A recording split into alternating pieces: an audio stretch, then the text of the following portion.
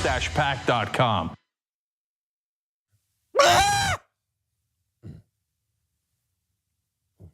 Red leather. Mayweather will knock out Pacquiao. Floyd beats his wife.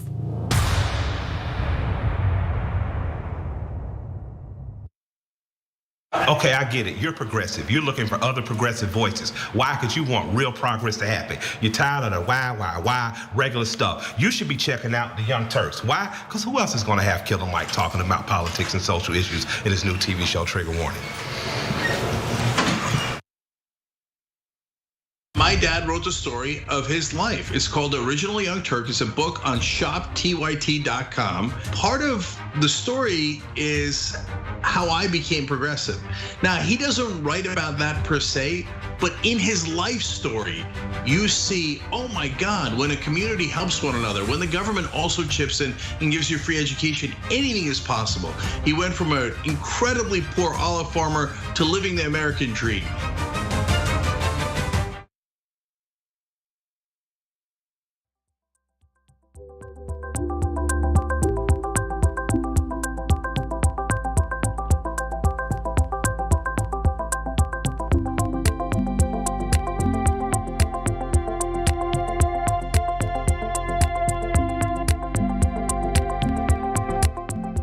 All right, welcome back.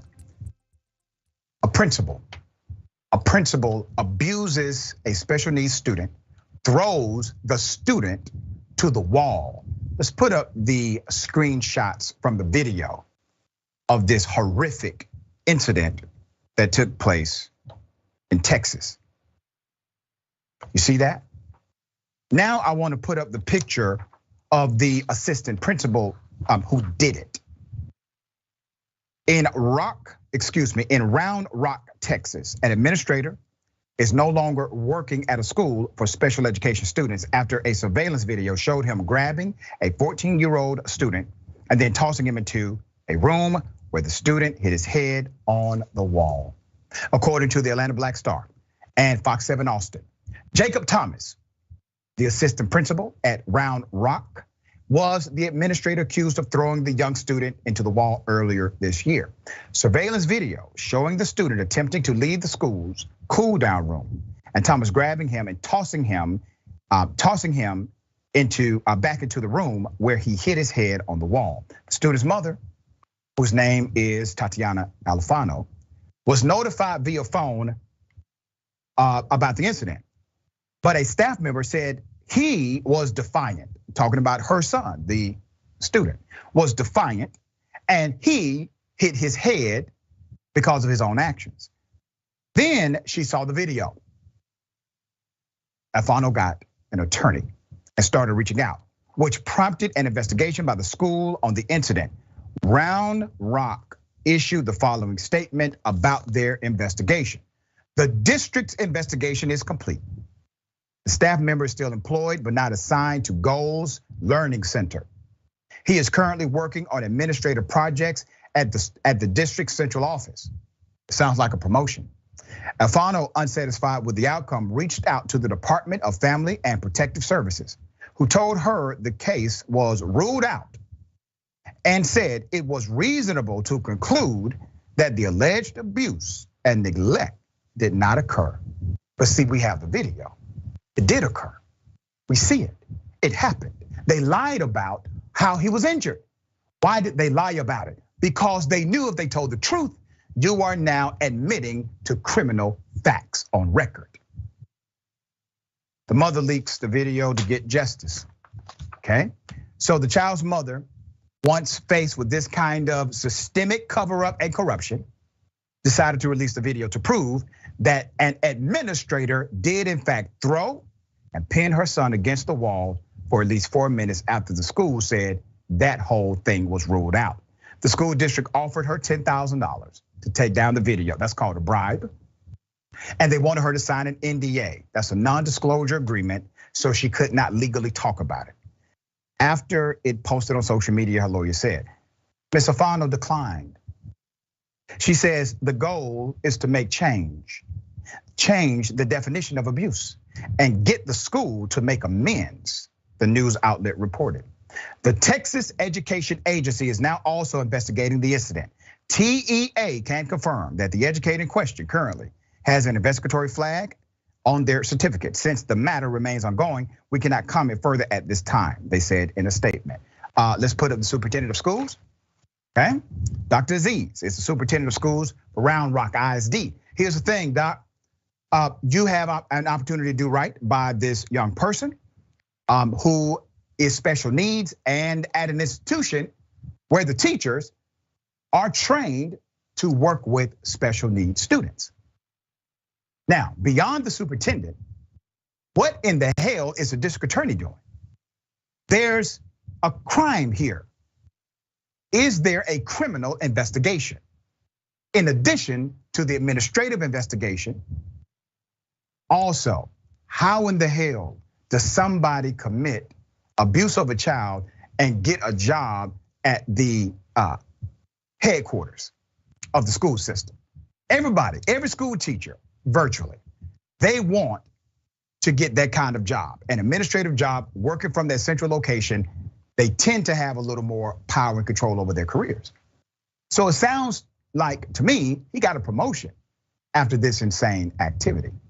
And if he did nothing wrong, why was he removed from students? Why did you feel it necessary to take him away from students if he did nothing wrong? If there was no abuse, as you said in the beginning of this story, if no abuse took place, why did you move him? Doc, thoughts here? A crime, a cover-up, a systemic problem, very clear. And the other part is none of this would have come out if it wasn't for the mother. So how much of this is happening and nobody knows about it? This is probably the one case we know about. Bigger question, what's the role of schools right now? I mean, that seems to be the national debate that we're having. And there are so many instances right now of people, teachers who aren't trained, or putting in teachers who are patriotic, or in Florida, their requirement for being a teacher is not teacher training. It's that they were in the military, or they're the spouse of somebody in the military. So what do we want our schools to be doing, really, I think is an urgent question for our country right now. Very well said. All right, we highlight a lot of bad cops, but this one I think is a good cop. Here it is. You videotaping me? Yeah, that's some knowledge you gave me earlier. All right. Yeah, I'm good, brother. Listen. Yeah. Tyler, this is for you, brother. I gave you a break today. I didn't give you 92 and a 65. I gave you a ticket for not having your driver's license possession. You could have got 2 tickets today. But here's the thing. I don't like to see young kids out here doing what they're doing and not paying attention to what they're doing, okay? Tired of reading about it in the paper. 19, 20-year-old killed because they weren't paying attention to what they're doing. This could have been one of those cases, Tyler. Wake up. If you don't wake up, you ain't gonna wake up.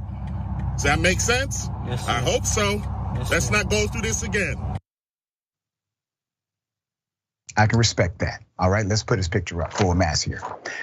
Florida cop has been called a good guy. This has gone viral after his approach to looking after young drivers. 23-year veteran officer. His name is Deputy Mike Truck Powell of the Broward County Sheriff's Office. According to posters who live in the area, he is well known and he is beloved as an officer there. He's a member of the community and he especially engages in community outreach efforts.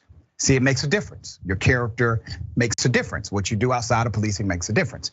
So big ups to him, thankful for his leadership. We got a bunch of pictures of him with children and bicycles and all that good stuff. But good guy, according to everyone who posted about him in that local community. Your reputation precedes yourself, sir. Thank you for what you did. Doc, what are your thoughts? I think you're exactly right. Let's not only highlight bad policing, let's define good policing. What are the characteristics of somebody who is a community leader and a law enforcement officer? And so I think we don't do enough really to say, here's our model for what good policing looks like, and then validate and reinforce that. I think it would change the conversation if we had more cops like that, and if we supported and held that up as the model. Very well said. Always a pleasure, Doctor, having you on the program. Tell people how they can follow you. Check out your great work. I'm always on Twitter at Jonathan Metzl, or my website, www.dyingwhiteness.com. Catch me there and right back at you. I really love doing this show. We love you back, man. All right, next, Unbossed with Nina Turner. Remember, take care of yourself, take care of each other, take care of the planet. Remember, the truth is always indisputable.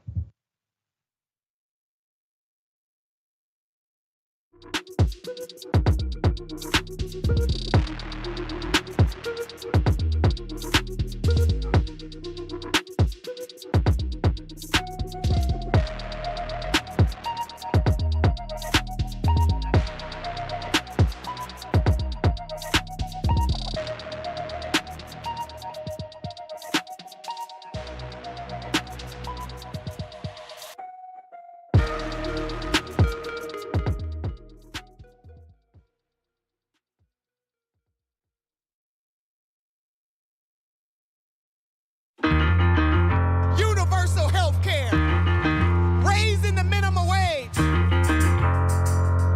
If you want clean water, clean air, clean food, people. If you are a doer of the deed, I want you to stand up to your feet right now. We have courage enough, conviction enough, people power enough to stand up and do what is right for ourselves. I am unbought and unbought.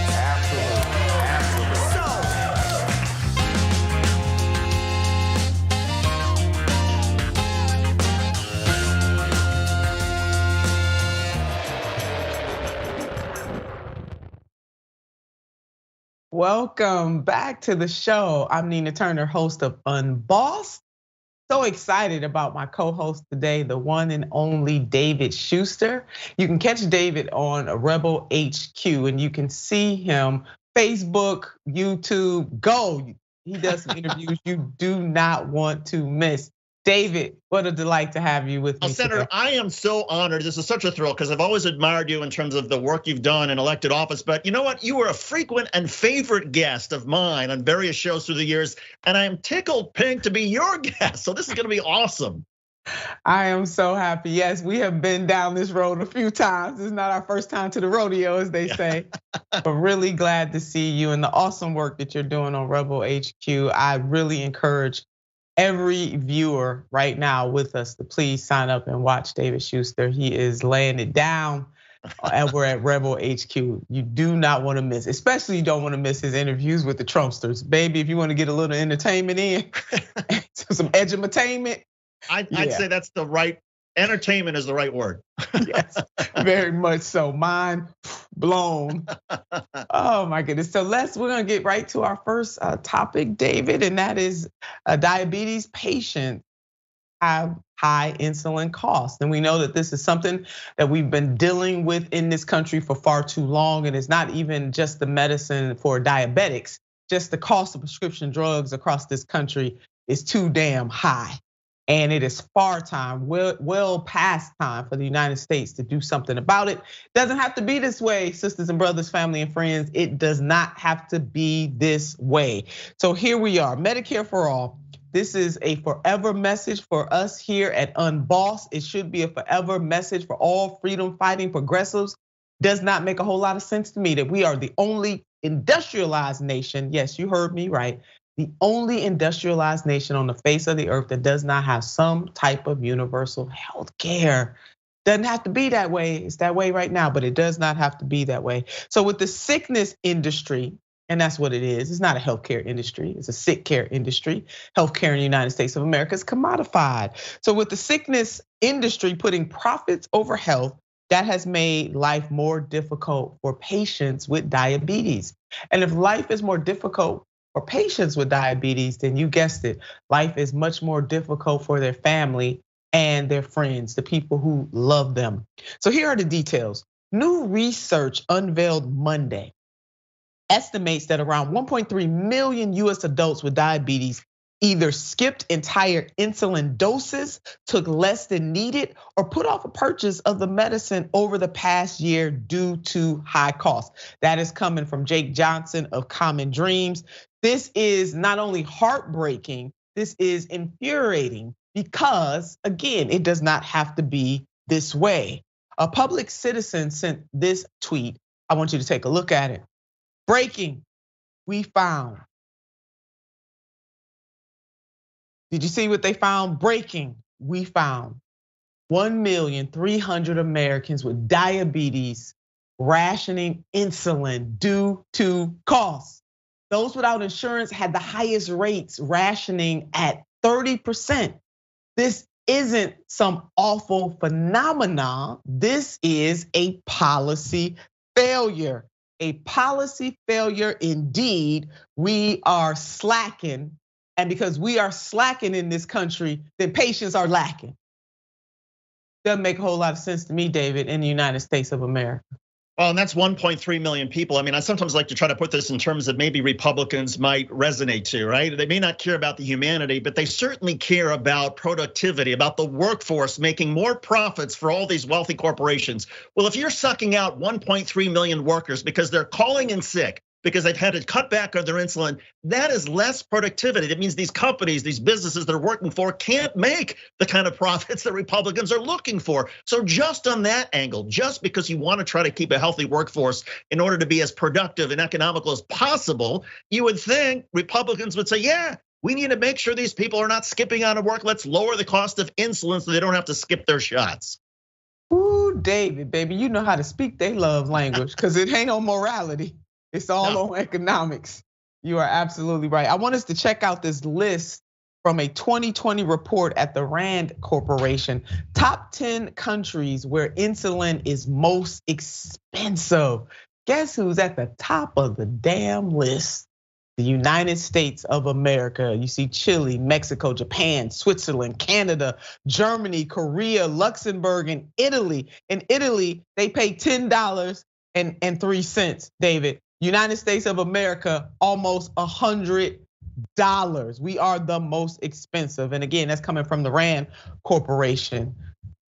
David, I don't get it. And it's like the numbers, I'm glad you put this up because it's not just a matter of the United States, the cost being higher. You look at the number 2 on the list, we are 5 times more expensive than the United States than the second one on the list. We're not talking about 20% higher or 100% higher. We're talking 5 times. So even if we were to say cut back the cost of insulin from an average of $100 to say $40, we would still be twice as much as the number 2 on the list, but at least that would be making the insulin more affordable for more people. It wouldn't get us all the way there, but at least it would be progress, and there's gotta be some progress made for the sanity of and health of everybody in this country. That's absolutely right, and we're not talking about something that is elective. People who have diabetes actually need this medicine to live, to function, to have a high quality of life, although they have that disease. So again, this absolutely makes no sense. This is a vital necessity for those with both type 1 and type 2 diabetes. Injections of insulin can help manage both types of diabetes. The injected insulin acts as a replacement for or supplement to your body's natural insulin, and that's coming from Healthline. Once more, this highlights the need for Medicare for all, which you are going to hear us talk about on Unbossed ad nauseum. So just get ready for it. If you are not a proponent of Medicare for all, I just gotta warn you. I want you to see this ain't small print. I'm making this print real large. We are absolute proponents and champions for Medicare for all in the United States of America. Yes, we are. I am, and we are.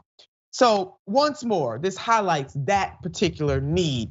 So universal access to insulin without cost barriers is urgently needed. We have allowed pharmaceutical companies to set the agenda, and that is coming at the cost of our patients. That is coming from Adam, who is an ICU doctor, again, being reported by Jake Johnson at Common Dreams. And you know what? Research backs up what the doctor is talking about. So I want you to check out this data from Yale University, a study from earlier this year. In 1996, when the pharmaceutical company Eli Lilly debuted its hemoglobin brand of insulin, a fast-acting type of insulin, a vial cost $21.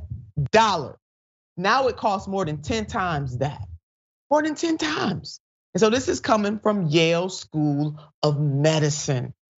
The passing of the Inflation Reduction Act will cap insulin starting at $35 starting in 2023.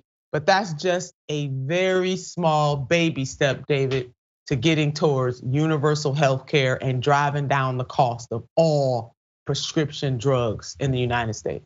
Yeah, I mean, it's still going to leave a lot of greed for Eli Lilly and the other people who make the insulin shots. And to me, I just sort of think, you know what, when you think about diabetes and insulin, you automatically seem to think, and I at least think, well, I think of people who are, more impoverished, lower income communities, minorities, people of color. And I just sort of wonder, Senator Turner, if you think that maybe part of what's going on here, the reason that there is a sort of greed and this lack of humanity is because it doesn't tend to affect healthy, rich, white people. It's because it's lower income communities, communities of color, minorities, Latinos. They're the ones who tend to have a higher incidence of diabetes. And therefore it feels like, well, our society, which I believe is a racist society, never mind an inhumane one, says, okay, well, it's fine. Let's go ahead and profit even more off of the people who can least afford it. There it is. If I was in a black church right now, all I would say is amen and amen when the sermon has been preached.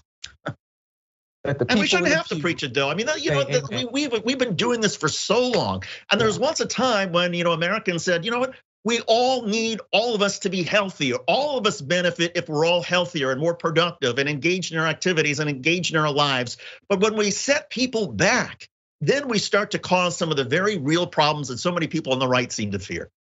It is so true. And what affects one directly affects us all indirectly, the immortal words of the Reverend Dr. Martin Luther King Jr. And it is so true regarding almost every single thing that impacts the human condition. Very, very rarely is a one epic thing only impacting one set or one group of people. There's always a ripple effect. So again, we can do something about this. This is about universal health care in the United States of America. This is about those who advocate and agitate on this to continue to do this. And it's also about electing policymakers who actually give a damn about the people that they serve. We ain't reaching too high and we not asking for too much when we say universal health care. But until we get there, let's just make sure that everybody with diabetes can afford their medicine and that they don't have to ration it. This is non-negotiable. All right, we're going to New Jersey now, David. Come on with me, New Jersey.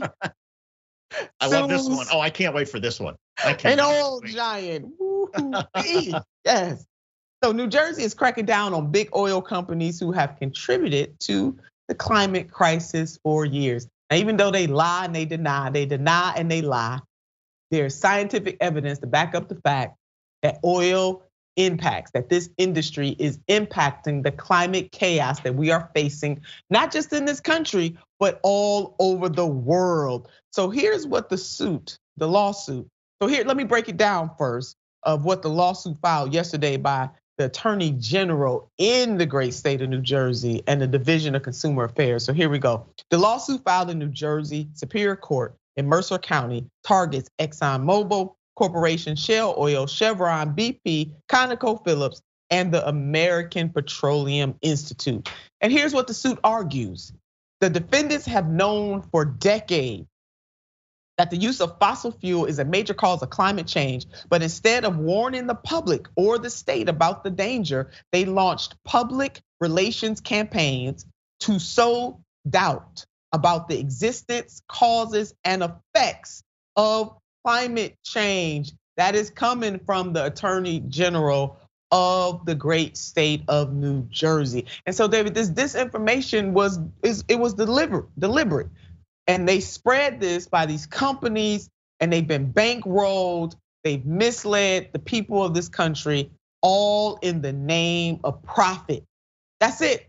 Profit over the climate, profit over people, profit over the ecosystem. Hell, they don't care if Mother Earth is habitable for any of us. All they care is about the almighty dollar.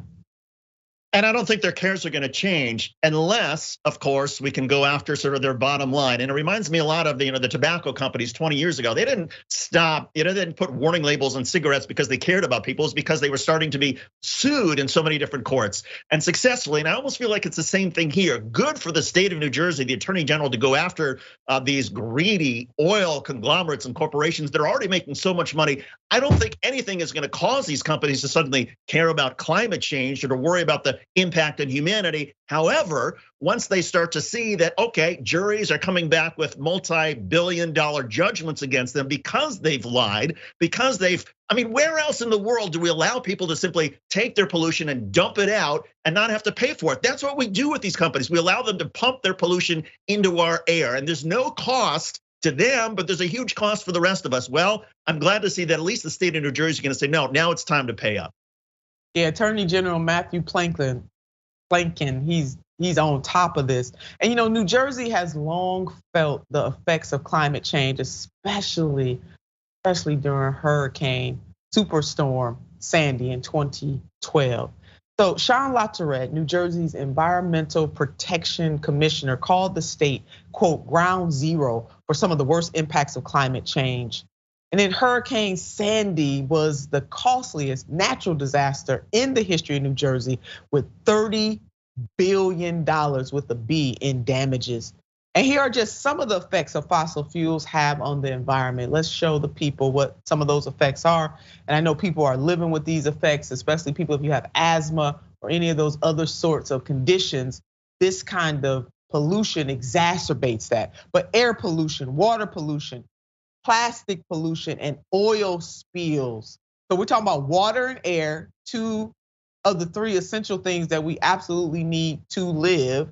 And then when you think about the soil too, David, that is a problem too. So we gotta breathe the air, we got to drink the water, and we absolutely need clean food. And it's not a coincidence that the same 5 companies mentioned in the lawsuit have made billions in 2022. Shell, Exxon Mobil, BP, Chevron, ConocoPhillips brought in more than 200% in profits than they did in the first quarter of 2021. That is a total of more than $35 billion, that is billion with a B, in profits in just 3 months, just 3 little months. And New Jersey now joins several other states and cities currently filing lawsuits, similar lawsuits. Let's take a look at the other places in this country who are filing those lawsuits. We got Rhode Island, Delaware, Minnesota, DC, Minnesota. Ooh-wee. David, this makes me giddy. It would make me even giddier if I could say that was the state of the District of Columbia, not just this sort of colony that people, that's a whole other issue. But the fact of the matter is, look, and I hate to sort of keep bringing it back to productivity, but at a certain point, I almost feel like the oil companies, when they see that our society cannot be as economic, cannot be as profitable as it should be because we keep having climate disasters and people keep getting out of work and so much infrastructure keeps getting destroyed. At that point, maybe they say, okay, well, if we want to sell more oil and gas, we want to sell more energy, we need to stop having these disasters. So maybe that's a reason why they start to do the right thing. And I'm also glad, the state of New Jersey, I think it's going to help draw the connection, because I think there are people in that state and other states who still don't yet draw the connection between the disasters confronting them in their neighborhoods because of climate change and the contributing factor that these oil companies are essentially causing a large part of it. And as more states are able to make this argument, I think more people who are perhaps not as informed will start to make the connection and realize, no, this has to change for everybody. I totally agree with that, David. So shout out to the Attorney General, great state of New Jersey, and all the other areas in this country that are standing up to big oil. They're doing it on behalf of each and every one of us. Time for our first break. I'll see you back on the other side.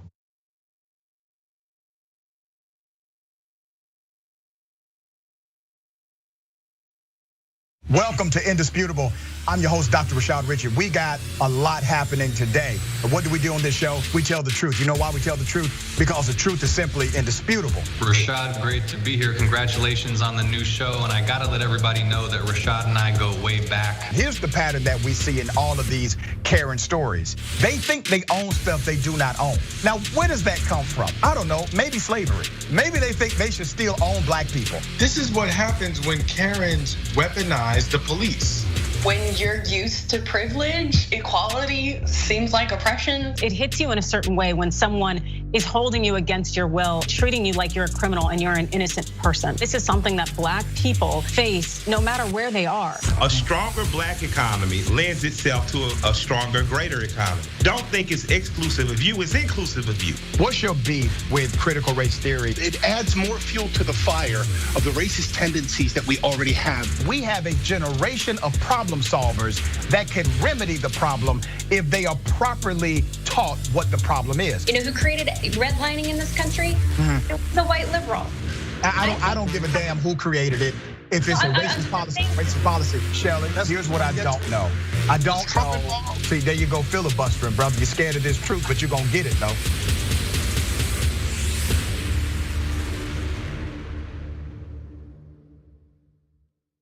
Climate is changing fundamentally, extremely, and non-linearly. It's becoming worse now. It's not when the levees burst that is the problem. It's in the anticipation of that. So I hope every human being is safe. And by human beings, I do not include multinational corporations, especially the ones that started climate change in the first place. What we're currently doing right now in cutting emissions is clearly not enough. There will be ramifications to what Trump is doing. I don't want people to suffer, but I feel like there's gonna be a lot of suffering because we have an imbecile as our leader.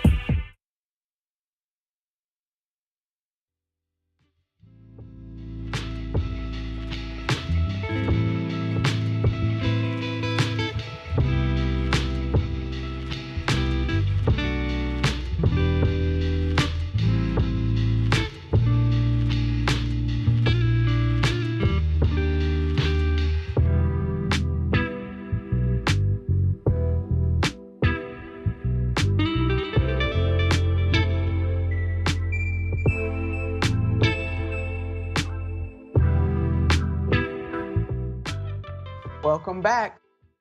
Let's see what some of the folks watching have to say. Oh, but before I get to that, I wanted to remind you, do not forget about Brittany Griner. Now, we talked about her yesterday. We know that her family is asking for our support. So we're gonna keep lifting her up. If you are on social media and you are posting about Brittany, do not forget to use the hashtag FreeBG. That's FreeBG. And also for the people of Jackson who are still suffering with that dirty water, here at TYT, we're doing some fundraising for them. So if you want to help them, go to tyt.com/relief. That is tyt.com/relief. Can you do that for us? Let's help our friends and our family, and even our frenemies in this case, because even frenemies should have clean water. Just saying. All right, TYT member comments. Jess says, Miss Nina looking like dead boss. Go ahead. I feel that. I'm receiving that, David. Who is unbossed? Get nothing but love. Thank you so much, Jess. I am loving that. And on Twitch, C Prince says, yes, Nina and David. You already know that this is going to be a great show. We love you both. Keep fighting. Keep fighting. And keep the fire, they said. Oh, I love that. And Amanda says, Black Pearl Dragon in the house. You rock, Progressive Queen. Ooh, I receive it. David, just yesterday I was on with John and we had some comments with the Queen, me being called Queen. And John said that's the only kind of monarchy he would support. I said, me too, baby. If it gotta be a monarchy, you wanna be the one in control. You know what I'm saying? Absolutely. And you know what? The Queen Dragon, the Black Pearl Dragon, whatever. I mean, I love this. And I love also the whole sort of dragon names and nicknames and everything on John's show. And I'm just, thrilled that we get to be part of it. Well, they are an entire community. Don't mess with the Dragon Squad. Don't mess with them. Oh my God. So here we go. Franchesca Ramsey versus mega interviews. Take a look at this. I saw Trump. I mean, come on, the guy's a genius. Yeah. Media goes around telling him. I absolutely hate this genre of video. Go on the street and interview dumb Republicans. I blame The Daily Show, even though The Daily Show is very smart and funny. Like, what is the purpose of this content? We have a midterm election coming up, and instead of encouraging people to be registered and encouraging people to, make sure that they know the issues that are gonna be on the ballot, it's like, ha, look at these dumb Republicans. But guess what? Those dumb Republicans will vote. They will vote. And so like, while everybody is kikiing about how stupid they are putting policies in place that impact people's lives, kill people, children, elderly, marginalized folks with disabilities. Like, come the on, guys. Like, this is why is this the move? They're so dumb. They're not as dumb as you think. They are absolutely not as dumb as you think. So the comedian Franchesca Ramsey is criticizing viral videos of interviews at mega rallies. We have a person who does just that, among other things, right with us, our very own David Schuster. David, thoughts about this, about what Franchesca had to say? I totally get the concern, and I appreciate the idea of, wait a second, why are we giving a platform to people who sound dumb and they're saying crazy things, and why are we giving that airtime? And I'm a believer that, yes, it's important to understand that there are these real people out there and that a lot of them are saying things that, yes, sound crazy and sound stupid, but these are people who are lost. And to the extent that we're ever gonna be able to bring people like that back, we need to be reminded that, look, maybe we need a better education system in this country. Maybe we need a media system that is actually speaking the truth instead of the right-wing partisanship of OAN, Newsmax, and Fox, because that's where these people are getting their news. And when you talk to them and you hear this stuff, it all starts to make sense as to why they're this way. And when you understand why they feel the way they do, because they've been misled, because they don't understand what's happening around them, because they have this echo chamber, this bubble, it becomes a little bit easier to imagine ways that we might be able to fix it. And oh, by the way, when you are able to talk to people and say, hey, well, what about X, Y, and Z, and they don't understand logic, well, there's a little bit of entertainment there as well. Yeah, and you're absolutely right. And just the brainwashing that is going on in this country is just, it's chilling, actually. So when I see your interviews, but I tell you, I know something that we both can agree with Franchesca on, and that is Republican voters do actually vote. So according to the US Census Bureau, the 2020 presidential election had the highest voter turnout of the 21st century, with 66.8% of citizens 18 years and older voting in the election. And let's remind you that voter turnout increases as age increases, which makes you think that maybe older folks who might fall victim to GOP lies are the driving vote in the United States of America. Let's go and put those two things together. And what's happening right now? Take a look at this headline. Record turnout and long lines mark first day of early voting in Georgia. And who knows, maybe this midterm might outpace. I think we're on the same track, David, as the last 2018, actually. Oh, for sure. And these people at these rallies, I mean, they are engaged. I mean, regardless of what we think about them, they are the people who they spend so much of their identity is tied up in somehow fighting back by pulling the lever for what people we think are crazy. But look, the best way to sort of counter these folks in the short term is to make sure that all of us go to vote, and that people who may not care about politics as much find a reason to care, because otherwise these people who are saying crazy things, who are doing things to hurt so many of us, they get more political power, and they already have plenty of power as it is. Yeah, they do. All of us should care about politics, because politics cares about us. And care, I'm using that word very loosely, because it depends on who holds the power and what they push as they hold the power. And speaking of holding the power, Florida. Damn Florida. Not Florida, but the leadership of Florida. Take a look at this. It's 2 felony charges for voter fraud, but they've reduced it to $500 bonds. So it's $1,000 total. Oh my God, man, what the? Yes, sir. So unfortunately, right now, we're gonna have to. Oh, Governor DeSantis. Let's play video number 2. Apparently, I guess you have a warrant? For what? I'm not sure. For voter stuff, man. For voters. It's what it is. I think the agents with FDLE talked to you last week about some voter fraud, voter stuff, when you weren't supposed to be voting, maybe. I didn't. So. What are they talking about? That's what we're not the case agents, but what you got to do, they have reduced your bond quite a bit. It's 2 felony charges for voter fraud, but they've reduced it to $500 bonds. So it's $1,000 total. Oh my God, man, what the? Yes, sir. So unfortunately, right now we're gonna have to. Oh my God is right. I mean, the misleadership of Florida knows no bounds. I want you to take a look at what Paul McLeod put up in his tweet the other day. This is an incredible look at the gulf between the voter fraud rhetoric of politicians and reality. Instead of scheming fraudsters, you've got confused people being rounded up by police because they trust the system. Oh, David, well, let's play another one. Then I just want you to go ahead and jump on. I'm just scratching my head right now. Here we are, another woman who was arrested and she is in shock. For your arrest? For what? Good, how are you, sir?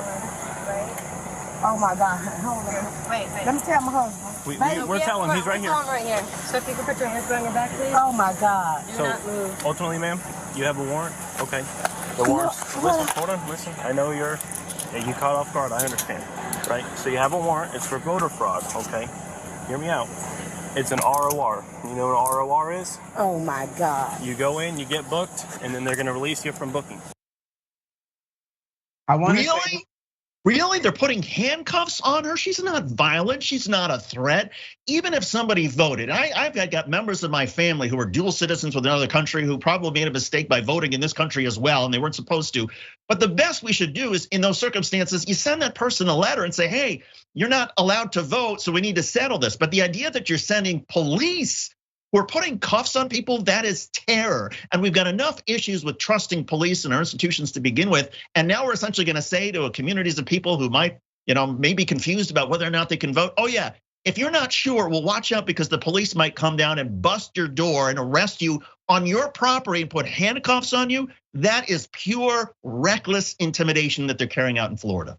Yeah, it is, at the hands of Governor DeSantis, who, by the way, is going to try to run for president. And the police officers seem a bit confused and a little miffed too, David. I mean, you could tell that by their body language that they kind of felt uncomfortable with even doing this, but they're just carrying out the orders. It makes no sense. I want to go back down memory lane about this state and the type of threat that Governor DeSantis is, not only to the good people of the state of Florida, but to this country.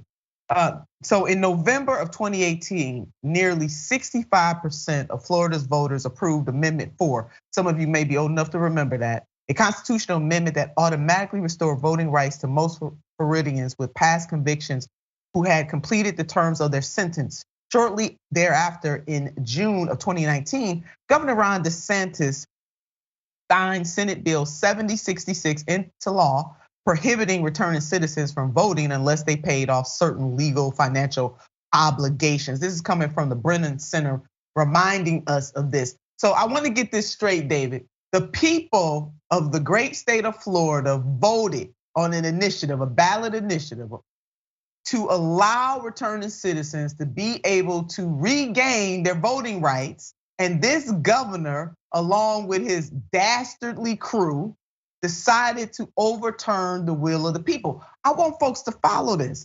Let's keep going with the Brennan Center. The Brennan Center and other civil and voting rights groups, they filed a lawsuit, obviously, to beat back against this. In part, they did that. So it was the Brennan Institute, it was the NAACP, all of that, they're fighting.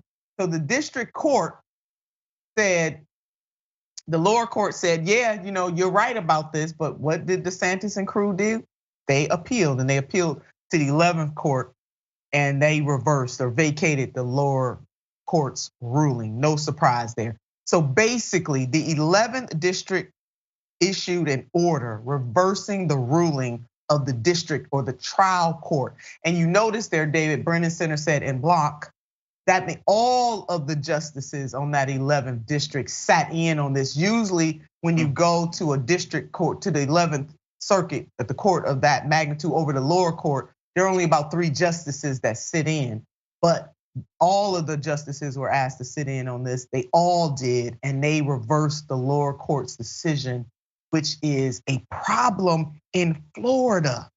A problem because more than 774,000 Floridians are disenfranchised by the law. And the overwhelming majority cannot afford to pay what they owe. And Black Floridians are more likely to owe money and to owe more than their white counterparts. No surprise there that is the reality. The state does not reliably or consistently track the data on what people owe, so it is often impossible to make eligibility determinations. David, I argue that Governor DeSantis knew exactly what he was doing. He knew the ramifications and the impact that this would have on returning citizens, and especially Black returning citizens and other returning citizens of color. He knew exactly what he was doing. I call this a 21st century poll tax. Oh, absolutely. I mean, this was Governor DeSantis tamping down voters who would not vote for him. And look, I get that there may be some, and clearly the courts have ruled that there is some sort of debate. There's arguments on both sides as to whether or not a sitting governor of the state of Florida can override the will of the people depending on how the legislation is passed. But that's the legal argument. The moral argument here to me is more important. And that is the will of the Florida people. They said, no, we want these people to vote. And this is not an issue of, the governor should say, okay, fine. You know what? If those people are gonna vote, I'm gonna work even harder to explain to those people why they should vote for me. But instead, he's short-circuiting the process. He's going for a power grab because he knows that his policies will not work with a majority of Floridians. So the only way that he wins is by tamping down and making sure that certain people don't vote for him. That's not democracy. Not at all. It's called rigging the system. And that is exactly what the governor is doing. Absolute power corrupts absolutely, and this is corruption. By any measure, this is corruption, and it is wrong that it is happening in the 21st century. But here we are. Florida, do better. Get your governor. Get your governor. All right, Social Security cuts, David. The GOP at it again. Republicans are going to cut Social Security if they win the majority back in the Congress. Those earned benefits that our elders have will be cut at the hands of the GOP. And so every Republican needs to answer for this. So I know that there are elders who are Republican, Democrat, no party, Green Party, don't want a party. Baby, if you are an elder, somebody that loves an elder, we all should be very concerned about what the Republicans are planning to do. So here we go. GOP House Minority Leader Kevin McCarthy has made it clear Social Security and Medicare are on the chopping block. If people want to make a debt ceiling for a longer period of time, just like anything else, there comes a point in time where, okay, we'll provide you more money, but you got to change your current behavior. And we should seriously sit together and figure out where we can eliminate some waste. That is coming from Minority Leader Kevin McCarthy. I wonder where he thinks the waste is happening. Let's put up this tweet from Senator Bernard Sanders from the great state of Vermont. And Senator Sanders says, the Republican solution to inflation is to hold the full faith and credit of the United States government hostage unless they are able to enact huge cuts to Social Security and Medicare at a time when 55% of seniors are trying to survive on less than $25,000 a year. Outrageous, David, outrageous. The two greatest social programs in US history are Medicare and Social Security. They have kept so many people out of poverty. And when I talk to Republicans about this, they say, oh, but these programs are running out of money. Well, first of all, they're not. But even if you're gonna go down that road, Republicans say, well, the only way that the programs can save themselves is you either cut benefits or you raise the retirement age. And I'm like, no. There's a third option. It's only the first $120-some thousand of income that is taxed to Social Security. Let's raise that to $200,000 so that the wealthy actually have to pay more into Social Security. That's an option if you're really concerned about solvency, but this isn't about solvency. This is about hurting people who depend the most on Social Security and Medicare in order to keep them from having terrible lives. And the fact of the matter is, Republicans complain all they want about solvency, about waste, fraud, and abuse, but the people who are abusing the poorest Americans among us are the ones who say we need to cut Social Security and Medicare. There it is, David. It is abuse indeed. So if you love an elder, if you care about our elders and our seniors in this country, I don't know how you can vote for Republicans. You just can't do it. I just cannot do it. If they are in control in that Congress, they have already declared that they will cut Social Security and Medicare. And we just cannot have that happen. The one thing that we all have in common, there's always a generation ahead and a generation behind. But by the grace of God, we all are gonna become seasoned. And so we need to watch and look out for our elders, because that's coming to an elder near you. So let's make sure that we don't let the GOP take over Congress in these midterms. And Senator, I think this is also great politics. I mean, you tell me, but I think if Republicans, if they want to campaign on cutting Social Security, on cutting on Medicare, I say go for it, because every poll that I've seen shows that even a lot of Republicans don't like the idea of cutting benefits for Social Security and Medicare. So fine, Republicans, you should be transparent, be your authentic selves. Go ahead and say, no, this is what we're gonna do if we take back control of the House and the Senate. We are gonna cut your benefits. And let's see how that plays politically. But the fact of the matter is, no, they're doing this sort of off the side and subtly, because they don't want to campaign on this because they know it's a loser. That's right, and the Democrats I would hammer this home every opportunity that I got. Because I'm telling you, you don't wanna see an uprising of the seniors. And that's what you don't wanna see, an uprising of the seniors. So we need to talk about this a little more. Let's put up something from Democratic Rep. Bill Pascrell. He also stated, and he stated this very clearly, the Republican Party is openly promising to topple the entire American economy unless they are allowed to demolish Social Security and Medicare. This isn't hyperbole. This is Republicans' own words, and the Americans need to hear them loud and clear. I agree with the representative, and David, as you know, this is not the first time that Republicans have come for Social Security and Medicare. They have definitely threatened to make cuts to these programs over the years. So the more things change, the more they stay the same. Here we go again. And what you laid out, the fact that yes, they should increase taxes on the ultra wealthy in this country so that we will be able to afford to pay for these programs. We're talking about a social contract here, and we should not allow anybody to languish in poverty, especially our elders, and they already work, they paid into the system.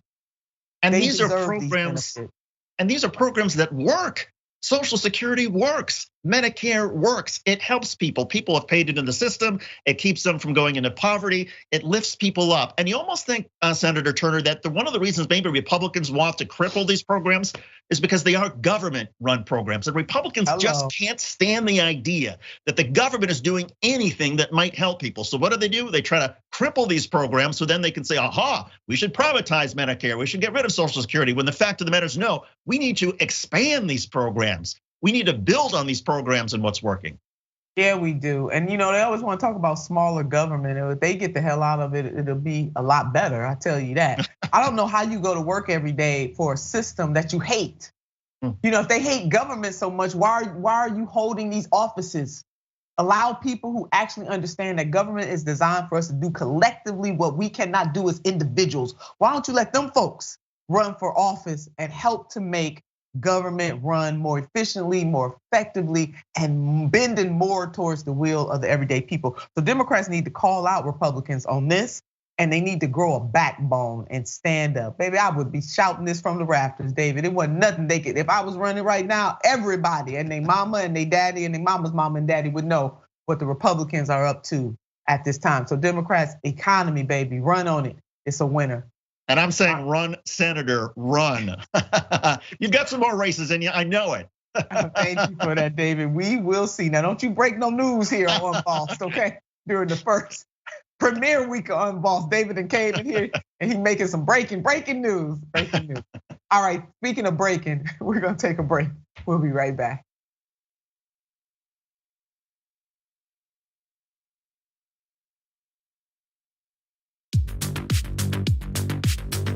I'm wearing one of our pieces of merchandise. So the funny thing about the Dragon Squad, and that's what our viewers call themselves. That's the name of the group, but every individual chooses their own name. You might have Cincinnati Dragon. You might have Harry Potter Dragon. We have a Grandma Sunshine Dragon is one of those that I remember. These are people that like to have an element of themselves, their lives, what's significant to them, reflected as a part of the community. But the concept of the Dragon Squad is just something I threw away as a joke. I was mocking the Proud Boys, these like right-wing groups that come up with a name for themselves that they think is cool, but it's actually really lame. And I thought, off the top of my head, I can come up with something that's still kind of lame, but much cooler. And so I threw out Dragon Squad, and I just moved on with my life. But everybody liked it, and so they kept it going, and so we've embraced it. And I think again, this was during the period of the pandemic. I think it was sort of nice to have a renewed sense of community, a feeling that you're a part of something when everything seems so chaotic. And as a result of that, we've got independent artists online streaming, making beautiful digital art of dragons. We've got, we've released a number of pieces of merchandise that people love sending us photos of them. And then, by the way, for me personally, people send me, like you can probably see in the background, like a knitted dragon someone sent me. There's a dragon book they sent me, dragon board games they send me. People have done like custom ironworks, making dragon bottle openers. Like the fans are super invested in diamond art and things like that. And so it's great that they send this stuff. Sometime we're gonna have to set up a wall of all of it. But yeah, it's definitely brought the community a lot closer together. The fact that we were no longer in this big studio, I felt a lot more personally attached to people. It felt very immediate. And I know that I personally needed the connection. Did you know that more than 20% of the world's oxygen comes from the Amazon? Why? Because of trees. I know what you're thinking. Of course! So what do we want to do? We want to plant more trees so we can save the climate. It's quite literal. So that's what leads to our new partner, Plant Your Change. Love it. It's so easy. What they do is you take the credit or debit cards you already have and you plug it into the system. And if you so choose, you get to round up every purchase to the nearest dollar and they plant a tree for you, okay? Now you could also choose if you wanna do it on only certain kinds of purchases or only so often, right? And there's nothing wrong with that. But literally every cent makes a difference here. It's Plant Your Change. And if you wanna know more information, just go to tyt.com/trees. Let's go save the planet together.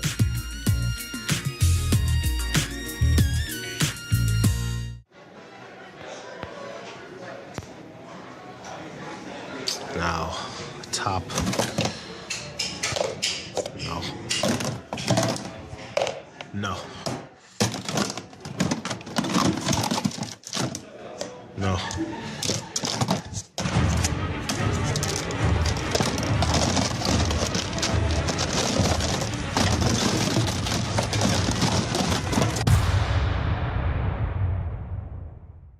Today, a terrible day for the internet, a terrible day for America. The internet as we know it is not going to exist anymore. A real dark day for information and yet another way that they're bleeding out the democracy. We're now going to have these gatekeepers of information deciding what we can and can't see, and that's what scares me the most. Whether you're conservative or progressive or anywhere in the middle, this is the one thing we should all agree to. Protect the internet, because the establishment is coming for it. Don't let them destroy the internet.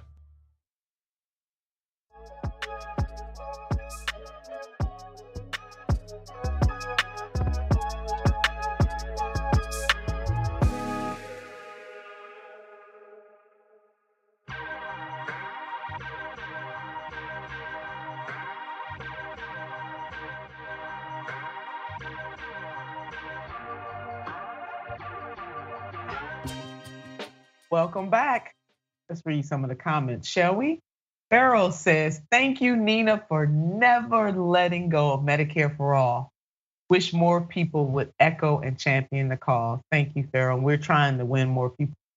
On Twitch, Ghost Dog says, everything Republicans do makes America weaker. Yeah, for the most part.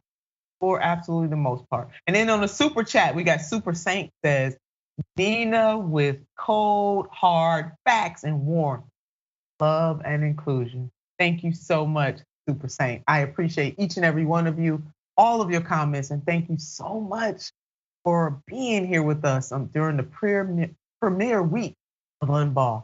Whew, do I have a treat for you?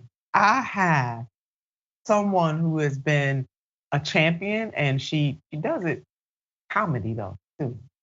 Humor. Sometimes you gotta laugh to keep from crying. I have the one and only amazing Lizz Winstead here with us. Our first interview during our premiere week.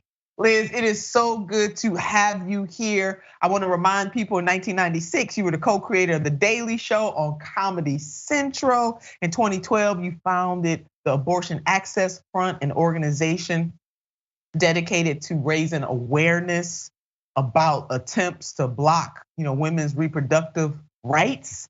And you are the co-host of Feminist Buzzkill Live. I want people to, wherever they get their podcast, to tune in. But you and I first met nationally at a Planned Parenthood event where you were doing what you do. I was a board member for the National at once upon a time, seems like so many lifetimes ago. And as we were discussing, when I ran for Secretary of State in 2014, you and Ali Sheedy and so many others were right there by my side, helping me to run that race. It was like running through hell with gasoline clothing on, Liz. I mean, it's so, I'm glad you opened up the segment talking about Medicare for all, because I'm with you 100% on it always and forever. And as we look at this abortion fight we are in, if we were to have Medicare for all in the most profound and equitable way, low-income folks would not have to be searching and paying for their reproductive care. There is so much going on right now, Nina, that I just feel like, sometimes I feel like it's a tsunami of oppression that just doesn't stop. And so I feel for people who are like, what do I do? Where do I go? I don't know what to do. And that's why we started Abortion Access Front, man. People need something to do because they don't know where the fight is. That's right, and you framed it correctly. I mean, it is in fact a tsunami. And why, of all of the issues, all of the pressing issues, because there's so many, and none of us can tackle all of them. People have the issues that are the nearest and dearest to their hearts. Doesn't mean they don't care about the other issues, but people have their top three. They care about other things. For you, why is it reproductive care, access, abortion? I'm gonna say the A word. Yeah, why abortion. Is it that? I think because for so long it wasn't anywhere. Right? No one was talking about it. And so when you don't talk about an issue, the anti-abortion movement got to frame this issue for 50 years.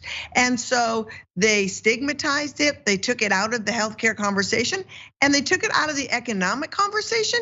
And so when I hear people say things like, people really should be focusing on economic issues, I'm like, if you do not think bodily autonomy and how and when and if you have the capacity to start a family is not an economic issue, that just shows me how much we have to learn and why this issue needs to be centered. Because truth be told, you do not live as a free American citizen if somebody has decided your body can be compromised and controlled by government entities. It is a mess. And it wasn't until Roe fell that the media started talking about it.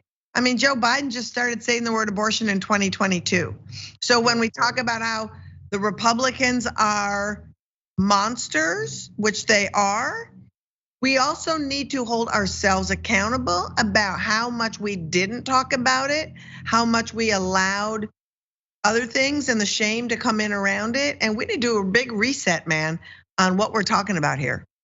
Yeah, agreed on that, Liz. I think because people don't automatically make the connection with abortion or reproductive health too, because contraception, you got these crazy Republicans trying to take away a woman's right to even get birth control pills, for God's sakes. That could be a whole nother show in and of itself. But I think making the connection, the economic connection is important. And those of us in this space have not done a great job of making the connection as to why abortion is in fact an economic issue, along with the other, I can't afford gas and I can't afford my food. All of those things are important. So speaking of President Biden, he has announced that he will make codifying Roe a top priority next year if the Democrats hold power in Congress. This is good news, and I say somewhat. How do you feel about it? And do you accept the excuses from the president and the Congress that is controlled by Democrats right now about why they haven't been fighting harder? Now, I understand the recalcitrance of the Republicans, and I also understand that we got two problem children. I think a few more than 2. I think some other Democrats are hiding behind those 2, but I'm talking about Senators Manchin and Sinema. And before you answer that, Liz, I want to put up these 2 graphics. So in fundraisers and in political speeches, the president certainly has vowed to reject any abortion restrictions that may come to his desk in a GOP-controlled Congress. Like he did on Tuesday, Biden has also urged voters to boost the Democratic ranks in the Senate so enough senators would not only support reinstating abortion nationwide, but would change Senate rules to do that. And that's coming from the AP. What do you think about that? You know, Nina, I think for far too long, we have given Democrats a pass when they say, and that's exactly the problem, that statement, I will veto any block. Expected. But unless you're telling me I will proactively expand access to care, make sure that I am expanding the rights for people to have it. It's very much like when you can't just say, you have to be an anti-racist, right? If you're really gonna be in the game, you have to be an anti-racist. You have to stand up to it. You have to be profoundly vocal about it. You have to be an advocate that steps up and allows folks who are oppressed to step back so you can advocate. It's the same with this. You have to say, I am proactive in my messaging and in my advocacy for reproductive rights. Otherwise, it's hollow, and otherwise we're just on the defensive, and it goes back to sort of that shamey weirdness of like, if you can't say abortion, you can't defend it. What are you defending? Yeah. When people go in and they need services, they don't say, I need a pro-choice. They say, I need an abortion. Yeah, isn't that's very important. It is very important, and I love the word that you use, proactive, because I'm a little miffed about that statement. I believe that Democrats should have raised hell more deeply than they did on this issue, knowing that we can't continue to make excuses. You have the majority, it's a slim majority, but you got the majority. That's what you asked people for in 2020.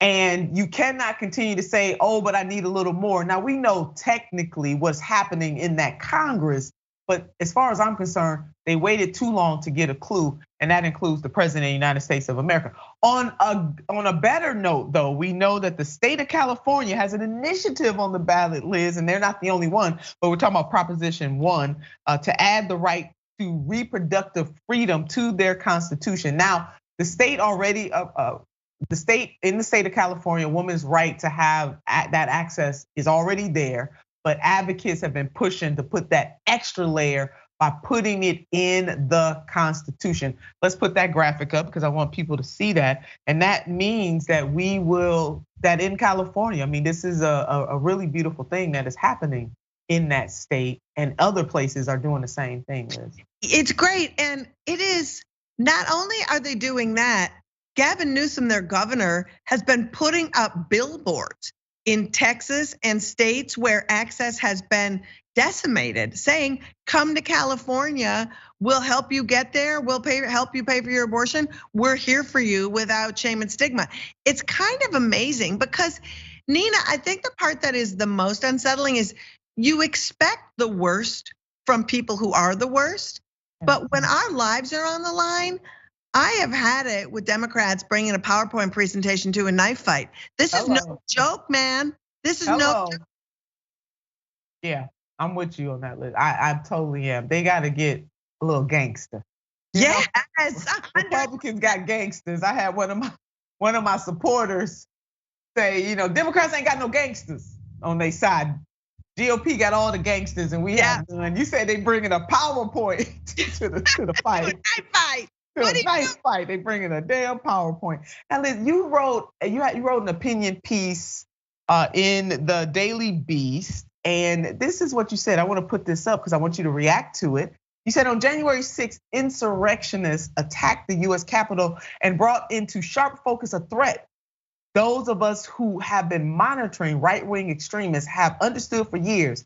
Some of the people who either attended the siege of the Capitol or played cheerleader for it to their thousands of followers on social media were the exact same dangerous extremists who harass and threaten patients and doctors daily at reproductive health centers, including some of the biggest stars of the pro-life movement. You minced no words there, Liz. Now, do you think there's an intersection between what happened during the insurrection on January the 6th and the people who call themselves pro-life? Well, Nina, here's what's cool is through our advocacy at Abortion Access Front, we started out, and part of what we do is we travel around the country and we do shows and we stay in communities for 4 or 5 days and work with the local activists on the ground. And as we were doing that, and we've been to over 100 cities. And as we were doing that, they would talk to us about the extremists outside of the clinics and they would give us their names. And we started forming a database. And then we started using aliases to join their churches, join their Facebook pages, and we started following their movements. And we started pulling screenshots and going to videotape them when they started protesting at clinics. We've been doing this for 5 years. We have amassed the largest anti-abortion extremist database in the movement. Wow. So when we saw the rumblings of January 6th, we started watching them making their plans. And so when January 6th rolled around, we pulled footage and stills before they could take it down of them being there. And we identified and turned over to the FBI 30 anti-abortion people. And then we just, through our research and work, we just got 11 anti-abortion extremists who were harassing clinics indicted on federal charges. Good for you, Liz. Yeah, the work that you're doing and how you're also using satire and comedy. You're calling on your colleagues who are experts in that arena along with you to help push this issue, elevate this issue, and educate people as to why they should care about it. Lizz Winstead, thank you so much for using your gifts to make this world a better. I see a lot of you here on the show, and congratulations on the new show. I'm so excited. Thank you so much, and I'm so excited too. So our Jawbone, speaking truth to power for today, comes from Ralph Waldo Emerson, and he once said, "What lies behind us and what lies before us are tiny matters compared to what lies within us." You hear what he said? What lies behind us and what lies before us are tiny matters compared to what lies within us. Let us all reconcile ourselves to take a look at what lies within us and use the gifts and the abilities and the skills that we have to make the world a better place. You don't have to try to do it like somebody else. You can do it like you do it because we all matter and nobody is expendable, even though I know sometimes in this world, there are certain situations that make us feel that way. But I am here to tell you, baby, I want you to take it from SNT/AKA TNT, that you are the necessary ingredient to making this world a better place. I want you to keep the faith, but above that, I want you to keep the fight. I'll see you back here tomorrow.